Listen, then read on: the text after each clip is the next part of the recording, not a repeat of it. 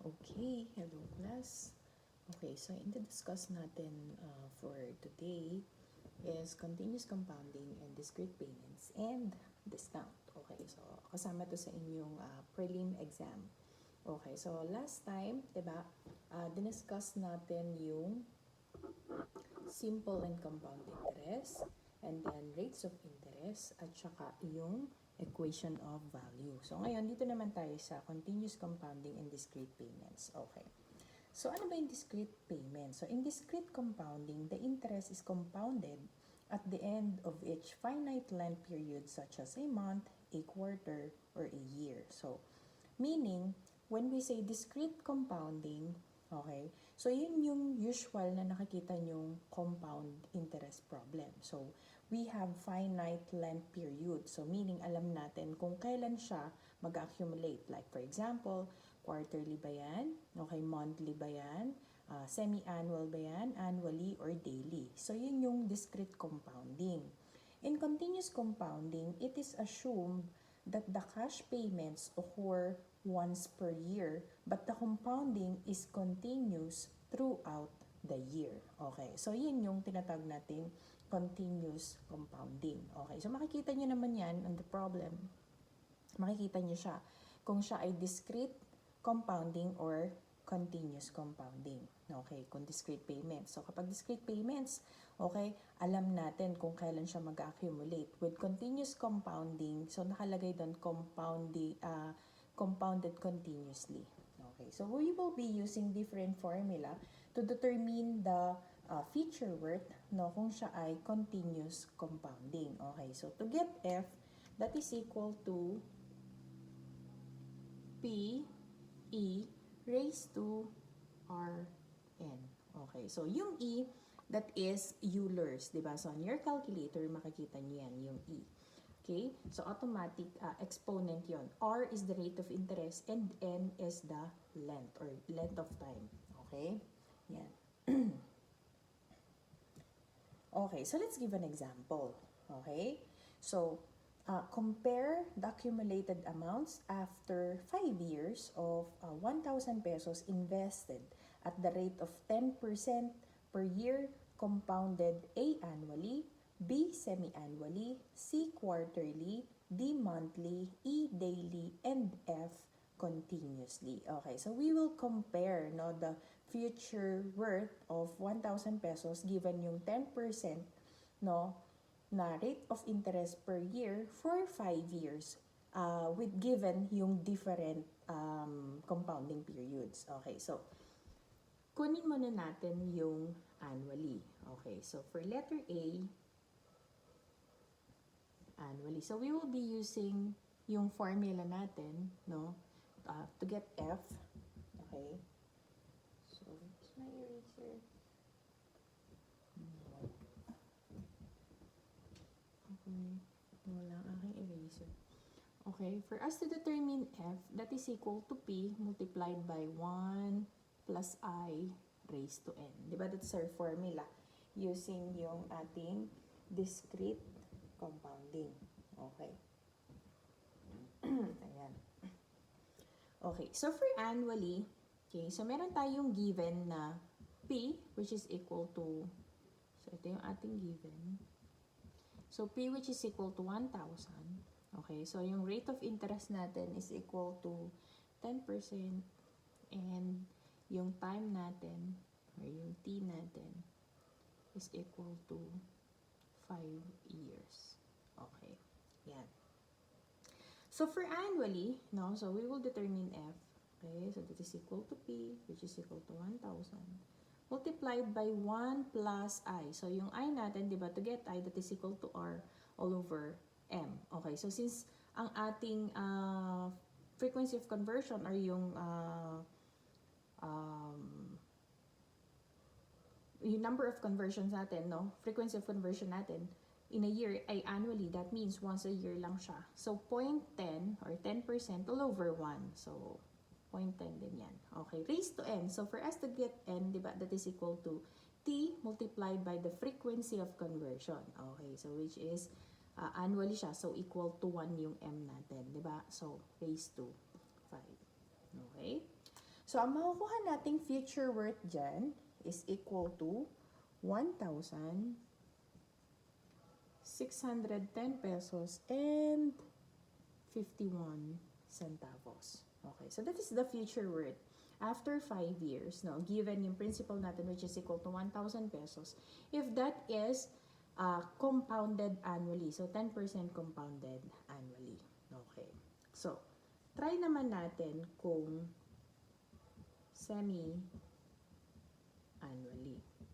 Okay, so for semi-annually, okay, so the same principal, 1,000 pesos multiplied by, so yung I natin, so since semi-annually, yung frequency of conversion natin is equal to 2 na, yung M is equal to 2. Kaya 0.10 all over 2, and then raised to N, so since 5 years yan, multiplied by 2, dahil semi-annually, so raised to 10.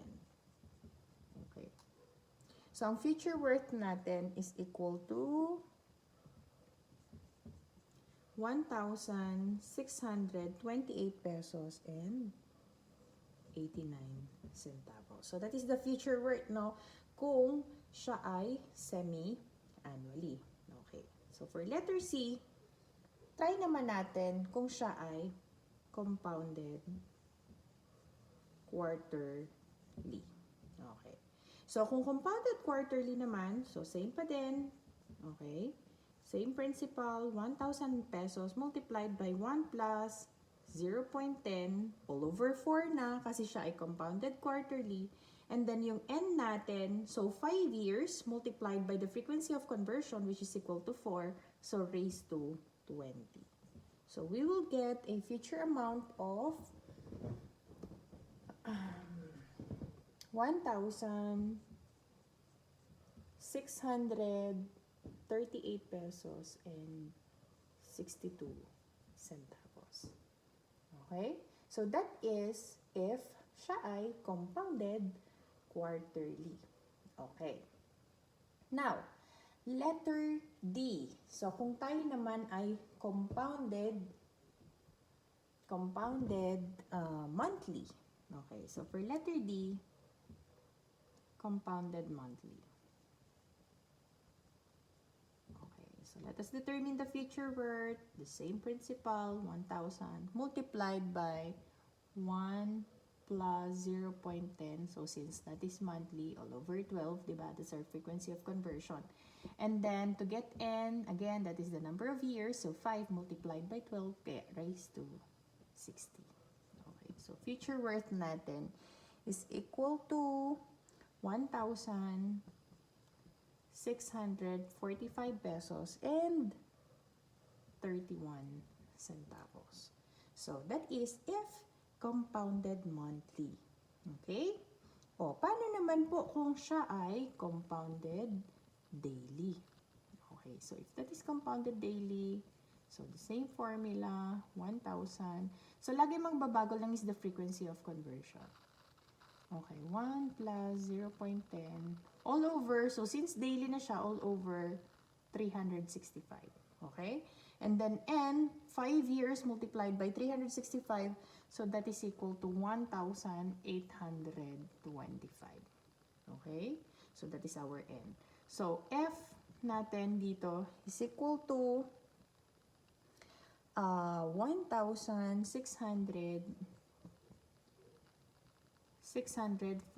pesos and 61 centavos. So, that is the future worth if siya ay compounded daily.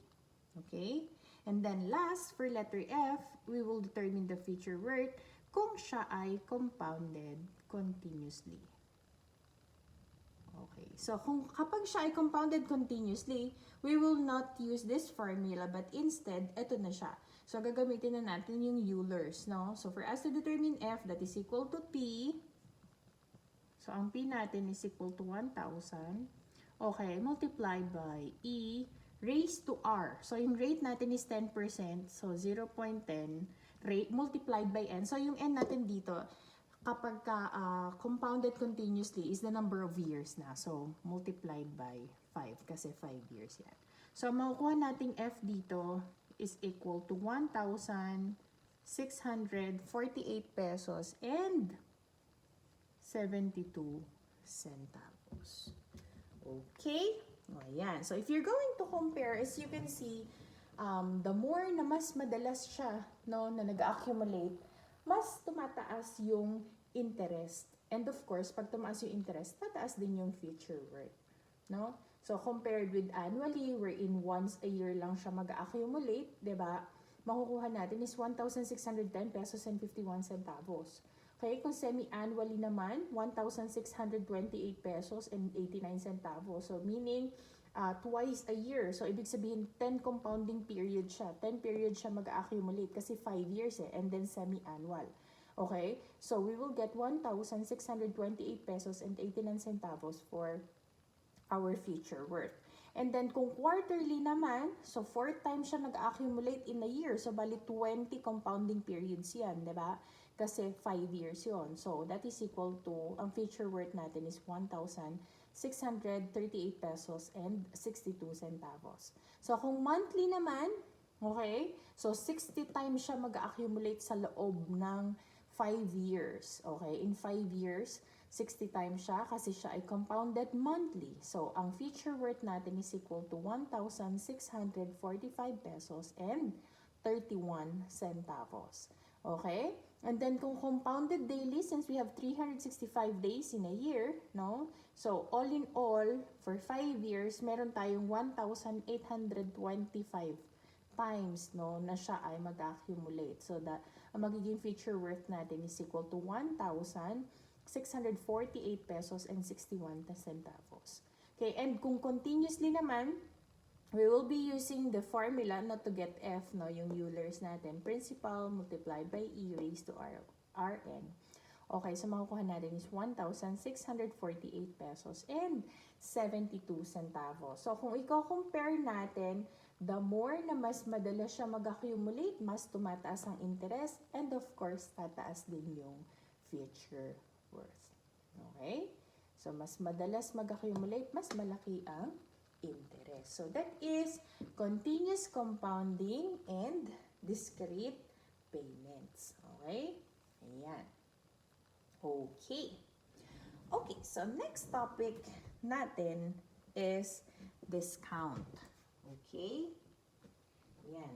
So, with discount, so discount on a negotiable paper is the difference, no, between the present worth, okay, so the amount received for the paper in cash, and the worth of the paper at some time in the future. So, the face value of the paper or principal. So, discount is interest deducted in advance. So, dito sa discount natin dito, it is not the same with discount na kapag bumibili kayo, di ba? Kapag bumibili kayo, for example, sa mall, na makikita nyo, 20% discount, di ba? Okay, so 50% discount.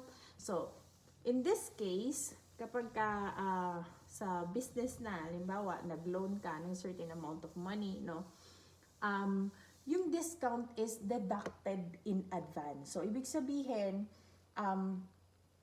binabawas na yung interest nung lender. Okay?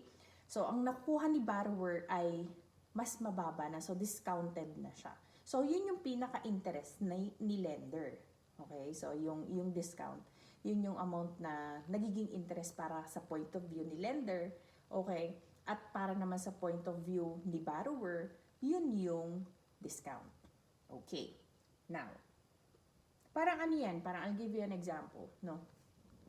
Halimbawa sa, so let's say for example, you're already working, so automatic naman magkakaroon kayo ng SSS, okay, magkakaroon kayo ng PhilHealth, Pag-ibig. So kapag kayo ay member na ng SSS, di ba, yung Social Security System, after 24 months of contribution, entitled na kayo for loan.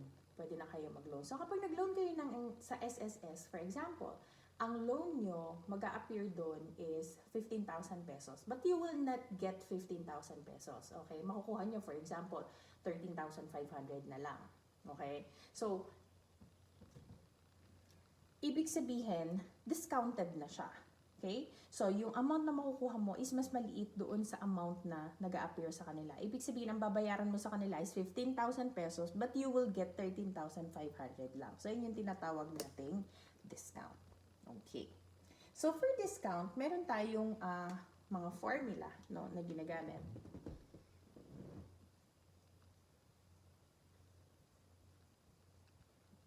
Okay. So, ito yung mga formula natin. So, amount of discount. So, that is equal to future worth minus present worth.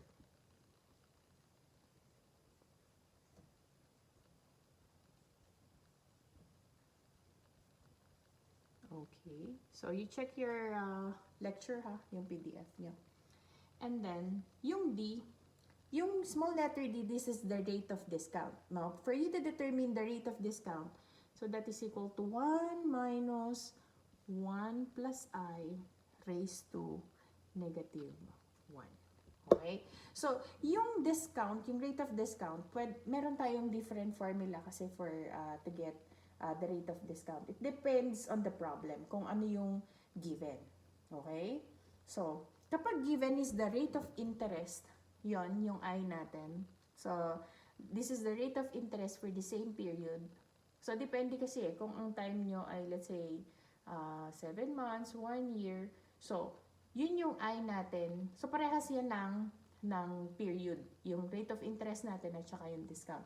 So, kung given yung interest, you can get the discount rate. Okay? Using this formula. Okay?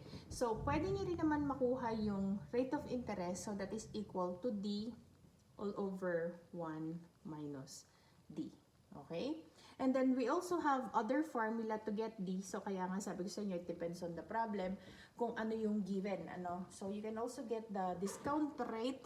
Okay? So, by dividing yung discount, yung amount of discount, all over principal.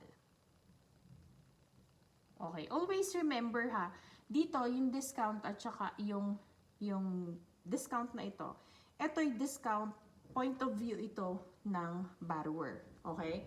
Yung I naman, yung rate of interest, ito yung point of view naman nung lender, yung nagpapahiram. Okay? Ito point of view ng borrower. Okay. So, let's give an example problem. Okay. So, a man borrowed 5,000 pesos from a bank. So, nangutang daw siya ng 5,000 pesos and agreed to pay the loan at the end of 9 months. So, the bank discounted the loan and gave him 4,000 pesos in cash. Okay? So, what was the rate of discount? So, we're going to determine the rate of discount, yung D natin. Okay? What was the rate of interest? So, hinahanap din natin yung I. And what was the rate of interest for 1 year? Okay, so yun yung sinasabi ko sa inyo. Yung I kasi na ito, kung ang discount nyo dito na makukuha, no, certain, yung rate of discount na makukuha nyo dito, katulad dito, ang given natin na time ay 9 months. Okay, yung I na makukuha nyo dito, this is the rate of interest for 9 months din. So, same period sila. Itong dalawang to. Okay? Different pa rin yung rate of interest for the whole year. Okay, papakita natin yan. Okay, so now, let us determine the rate of discount. Kunin daw muna natin yung D. Okay? So, dito, wala pa tayong I. So, maybe we can use this formula, discount all over principal. Okay? So, kasi meron tayong, makukuha natin yung amount of discount, diba? That is equal to future worth. So, yung future worth na babayaran niya is equal to 5,000 pesos minus yung present worth niya, which is equal to 4,000 pesos. Kasi ito lang yung amount na marireceive niya. So, nag-agree siya doon. Okay, kasi nga, yung discount is deducted in advance. Okay, so, kaya, instead na 5,000, yung loan niya magiging 4,000 na lang. Okay? So, yung amount of discount natin is equal to 1,000 pesos. Okay? So, for letter A, let us determine the discount rate. Okay, so to get D, so if we can use this formula kasi we already know the amount of discount, which is equal to 1,000, diba? All over the principal. Okay, remember, dito, ang principal natin dito is yung point of view ng ating borrower. So, ang point of view ng borrower, ang principal natin dito is 5,000 kasi yun yung amount na babayaran mo. Kaya, ang principal natin is equal to 5,000 pesos. Okay? So, tandaan ha, huwag malilito doon. Yung principal natin dito is not 4,000 kasi that's the amount na i-receive niya. So, point of view ng borrower, that means ang principal dito is kung magkano yung babayaran mo. So, that is equal to 5,000 pesos. Okay? So, ang makukuha natin and then you multiply it by 100 to get the percent equivalent. So, ang makukuha nating discount rate is equal to 20%. Okay? So, that is the discount rate. Okay? So, for letter B, hinahanap din natin yung rate of interest. So, for letter B, hanapin naman daw natin yung I. Okay? So, rate of interest for the same period. So, given natin kasi dito is 9 months. Diba?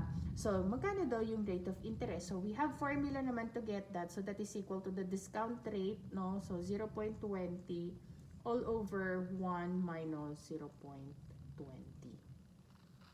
Okay? So, para makuha nyo yung I. Okay? So, makukuha nyo dyan na interest rate for yung the same period which is 9 months is equal to 25%. So, again, you multiply it by 100 to get the percent equivalent. Okay? So, that is our interest rate for the same period yan, dun sa 9 months. Okay? Ngayon, dito sa problem, hinahanap din natin yung rate of interest for 1 year. Okay? Kunin daw naman natin yung rate of interest for 1 year. So, in this case, i-apply natin yung simple interest, no? Di ba yung simple interest formula natin? The I is equal to P and I. Okay? So, ito, point of view na ito ng lender. Okay? So, yung nagpahiram. Point of view ng lender. So, para makuha natin yung, kasi di ba yung rate of interest natin dito is always 1 year na. Okay? So, yung interest niya, di ba, is equal to 1,000. Okay? Kasi ang kanyang tinubo is 1,000. Nagbigay lang siya ng 4,000 and then babayaran siya ni borrower ng 5,000 pesos. So, that means nagkaroon siya ng amount of interest which is equal to 1,000. Okay, so to get I, that is equal to, or the rate of interest for the whole year, that is equal to amount of interest all over P multiplied by N. Okay? So, yung I natin dito is equal to 1,000 pesos all over P, okay, multiplied by N. So, yung principal dito, ang magiging principal nyo dito, again, ulitin ko, kapag rate of interest, this is the point of view of the lender. So, ibig sabihin, ang principal niya dito, magkano lang yung nilabas niya, is equal to 4,000 pesos. Diba? So, yun yung principal niya. Tapos, makakakuha siya. Yung future worth niya is equal to 5,000 pesos. Multiplied by yung time natin. Okay? So, multiplied by time. So, yung time natin dito ay 9 months. Kaya, 9 all over 12. Okay? So, ang makukuha nyong rate of interest for the whole year is equal to 33.33%.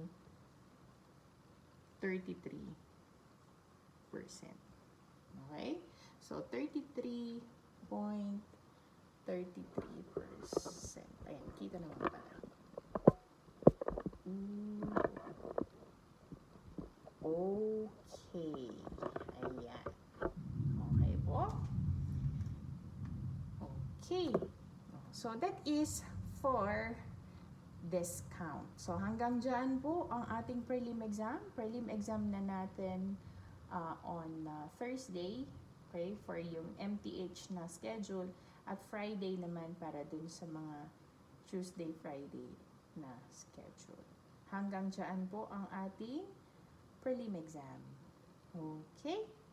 Okay, so I hope malinaw yung diniscuss ko sa inyo ngayon, yung continuous and discrete compounding and yung discount. Okay? So, stay safe. Bye!